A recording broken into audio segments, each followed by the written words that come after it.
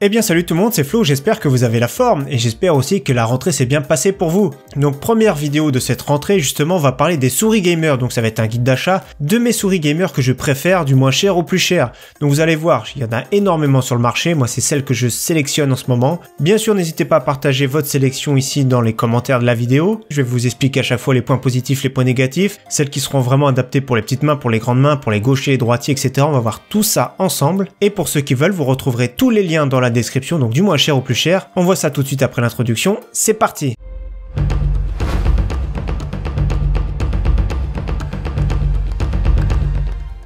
Alors on commence par la moins chère que je recommande, c'est la Motospeed V70. Donc c'est une souris qui est pas connue en soi, mais la marque Motospeed est assez connue pour faire des souris qui sont vraiment pas très chères et vraiment efficaces. Ici pour 22 €, d'ailleurs j'aimerais bien prochainement la tester sur la chaîne pour vraiment confirmer ça. C'est une souris qui est pour droitier, plutôt pour les moyennes mains, avec un capteur optique vraiment raisonnable 3500 dpi, mais qui est vraiment efficace, qui est très connu, un PMW 3320. Donc ce qui est très bien avec cette souris, voilà, c'est qu'on va pouvoir choisir 500, 750 dpi, 1000, 1500, 2000, 3500. C'est vraiment une souris qui, je pense, qui est vraiment efficace. J'ai regardé quelques retours, hein. Je l'ai jamais eu en main, mais pour moi, ça reste pour le prix une très bonne souris. Deuxième souris que je recommande en dessous de 30 €, c'est la Cooler Master fraîchement sortie, la CM310. Alors c'est quasiment le même capteur optique que la Motospeed qu'on vient de voir. Alors toujours pareil, malgré sa forme ambidextre, comme on voit, il y a seulement réservé pour les droitiers des boutons sous le pouce. Autrement RGB, très joli, très classe, très sobre. Pareil, j'aimerais bien la tester à l'occasion. Donc vous fiez pas de 10 000 dpi, c'est un peu boosté, on va dire. Le capteur est un petit peu boosté. Il faut vraiment être raisonnable pour un écran 1080p, plutôt jouer en maximum 1500 dpi. En jeu, je pense que c'est déjà beaucoup.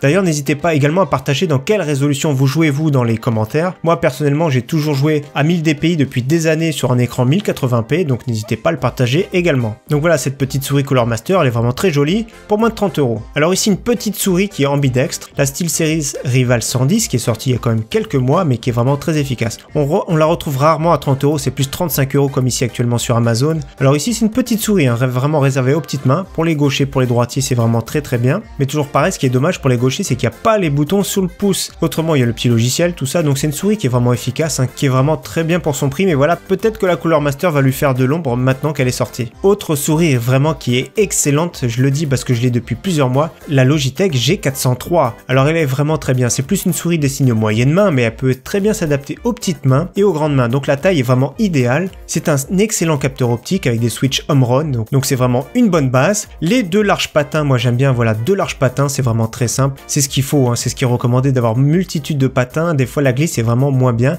ici elle est vraiment bien, elle est vraiment légère, vraiment destinée, c'est un très bon milieu de gamme pour moi, elle est vraiment excellente. Si on doit en garder qu'une seule, ce sera celle-ci pour le moment. Donc le prix, moins de 50 €, ça arrive quelquefois lors d'événements comme la Gamescom, comme la Black Friday, souvent Logitech fait moins 20% sur ces souris, donc ce soit la G403, G402 ou G502, souvent il y a des promotions, mais c'est lors d'événements. Autre bonne souris ici qui est quand même plus lourde. Alors souvent les Rocat, elles sont vraiment excellentes, celle-ci elle est vraiment bien, la Aimo, sont vraiment bien avec un très bon capteur, très bonne finition, très bonne prise en main. Souvent celle-ci c'est plus destiné aux moyennes mains, voire aux grandes mains, mais elles sont un peu lourdes, c'est ça qui est vraiment dommage. La version moyenne main qui est un peu plus léger, c'est la EMP, mais j'ai une préférence quand même pour la Aimo. Par contre, vous avez vu les gros boutons et tout, c'est vraiment très bien, j'aime beaucoup. Elle est vraiment bien faite, top finition. Alors sur le dessous, vous avez vu, il y a beaucoup de patins, ça j'aime beaucoup moins qu'il y ait beaucoup de patins, j'aime bien, voilà, deux larges patins, pour moi c'est vraiment le top. Ici, elle est un petit peu lourde, les patins, la glisse c'est quand même correct, mais je préfère quand même qu'il y a deux gros larges patins.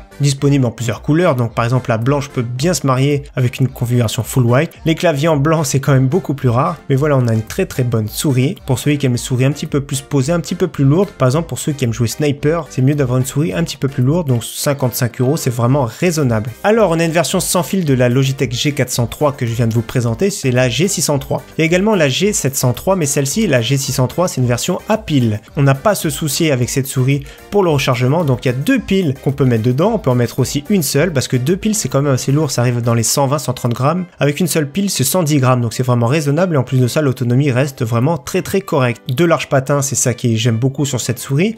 Elle est destinée toujours pareil aux droitiers, que ce soit pour les petites mains, moyennes mains, plutôt moyennes mains, voire quelques grandes mains, c'est peut-être encore possible. Donc pour moi c'est vraiment la taille idéale de souris. Elle est aussi compatible Bluetooth, donc ça peut être très bien pour un ordinateur portable. donc voilà, c'est une souris polyvalente, c'est pas le meilleur capteur optique qui existe, ils ont dû faire un compromis, parce que c'est sûr, au niveau de l'autonomie, ils sont obligés de brider un petit peu le capteur, il n'y a pas le rétroéclairage non plus, mais c'est une excellente souris, je préfère celle-ci par exemple à la Logitech G703, qui a une moins bonne autonomie et qui est quand même beaucoup plus chère, mais qui garde toujours la même ergonomie. Donc 58 € pour une souris sans fil, c'est vraiment top. On passe à une souris qui est ambidextre, donc ici ça va être très bien pour les gauchers et pour les droitiers, et ce qui va être très bien aussi pour les mains de taille moyenne. Donc quand il dit moyenne, aussi ça peut être très bien pour les petites mains ou voir les grandes mains. Donc la SteelSeries Sensei 310 avec un très bon capteur optique, RGB. J'avais eu la première Sensei qui date depuis quelques années, la première était vraiment excellente, c'était à l'époque des capteurs laser. Ici c'est très bien parce que pour les gauchers et les droitiers, il y a des boutons sous le pouce, donc là vraiment c'est beaucoup mieux. Une ergonomie sur le pouce avec un grip qui est vraiment sympathique. Donc c'est une souris qui est vraiment très simple, efficace, et vraiment ce qui peut être top, c'est vraiment pour les gauchers cette fois-ci. Donc moins de 60 €, c'est vraiment très bien, mais vous allez voir, il y a une autre souris qui est aussi vraiment pas mal.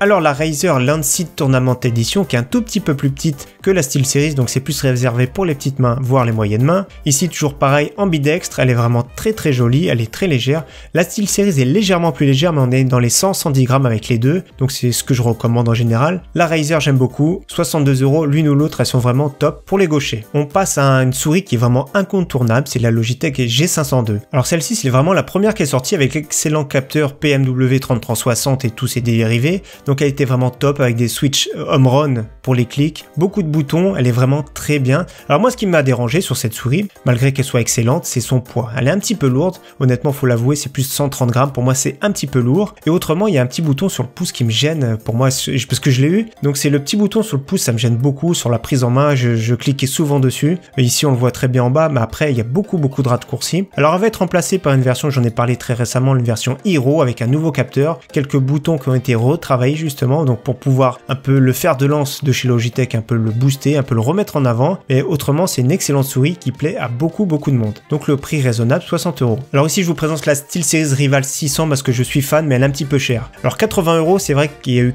en ce moment c'est le prix le moins cher, il y a eu des fois des prix à 70 €, mais c'est une excellente souris qui a deux capteurs, donc un qui va gérer le capteur classique optique et un pour le soulèvement, donc c'est deux capteurs. Autrement c'est une souris pour droitier qui est vraiment excellente, qui est vraiment très belle. Le rétroéclairage RGB je le trouve top, elle est très bien construite. 3 boutons sous le pouce, j'aime bien son look un peu futuriste, un peu costaud, on peut ajuster les poids et tout, elle est vraiment top. Mais voilà, le prix idéal serait 70 € pour cette souris, pour ceux qui la veulent, elle est vraiment top. Et enfin on finit par la souris le top du moment, la Logitech G903. Il y a eu la G900 qui est sortie, ici c'est exactement la même, sauf qu'elle peut être compatible avec recharge sans fil sur le tapis. Alors je vous montre direct le prix du tapis, vous allez voir, c'est hallucinant. Le tapis à recharge sans fil, c'est quand même 120 €. Il n'y a pas besoin de s'occuper de recharger, c'est vraiment le luxe actuellement. Il y a Razer qui fait ça et aussi Corsair. Et ici Logitech, c'est vraiment le top. Donc on passe sa souris, ça se recharge au fur et à mesure, on s'occupe même pas de recharger, c'est le tapis à induction qui recharge. Autrement, la souris peut très bien marcher sur un tapis classique. En gros, l'autonomie c'est une vingtaine d'heures pour ce type de souris. Le capteur est au top, c'est une souris qui est ambidextre, avec des clics home run qui sont vraiment top, voire les meilleurs actuellement sur le marché. L'ergonomie, le poids, le capteur, tout est vraiment excellent. On peut même régler les poids, les masses, on peut rajouter même sur la Logitech G403 d'ailleurs. Pour 125 €, c'est vraiment top. On l'a vu à peu près dans les 100 €, 105 €, mais on n'a jamais vu en dessous de 100 €. Ça reste vraiment un très gros budget. Cette souris est vraiment top pour celui qui cherche une souris sans fil, et celui qui est vraiment le gros budget, pourquoi pas acheter le tapis qui va avec, mais voilà, c'est vraiment pour très peu de gens d'entre nous. Et enfin pour finir, j'avais envie de vous présenter une souris, c'est la Razer Mamba, donc la toute nouvelle qui va sortir, donc elle a fuité, donc c'est une capteur optique cette fois-ci. D'habitude les Mamba c'est des capteurs laser, donc ici optique qui sera moins cher et qui est sans fil. Donc je vous la montre, elle est vraiment magnifique. Pour moi la Mamba c'est une des meilleures, voilà la meilleure au niveau ergonomie pour un droitier. Elle est vraiment très belle, et la particularité de cette souris déjà c'est qu'elle a un excellent capteur, une excellente ergonomie, de très bons clics, donc elle est vraiment top, mais elle est étudiée pour avoir 50 heures d'autonomie.